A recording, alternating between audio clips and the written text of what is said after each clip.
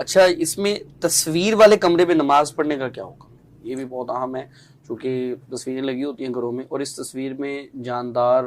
جانور بھی ہو سکتا ہے، کسی انسان کی تصویر بھی ہو سکتی ہے۔ اچھا، جو تصویر ہے نا، اس حوالے سے اگر تصویر تو آپ کے سامنے لگی ہوئی ہے تو پھر نماز نہیں ہوگی، پھر نماز لوٹانی پڑے گی۔ اگر آپ کے پیچھے ہے تو پھر آپ نماز پڑھ سکتے ہیں، لیکن بہتر یہی ہے کہ جس کمرے میں آپ نماز پڑھتے ہیں اس میں کوئی تصویر نہ ہو، یعنی سائڈ پہ ہو یا دونوں اطراف پہ ہو یا سامنے ہو، تو پھر تو اس کو فقہاء نے مکروہ تحریمی لکھا ہے،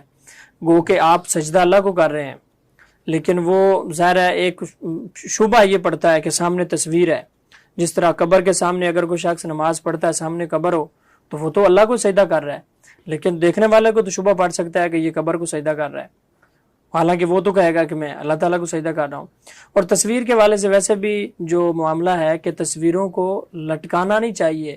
اس طرح سے کہ ان کا ادب اور احترام کیا جائے۔ آپ گھر میں البم میں تصاویر رکھیں، موبائل میں رکھیں، کمپیوٹر میں رکھیں، یادگار کے لیے آپ اس کو کبھی کبھار نکال کے دیکھ لیں، بچوں کی تصاویر جس طرح ہوتی ہیں۔ تو وہ تصاویر جب آپ لٹکاتے ہیں اور جب ان کا ادب و احترام کیا جاتا ہے تو اسی چیز سے تو منع کیا گیا ہے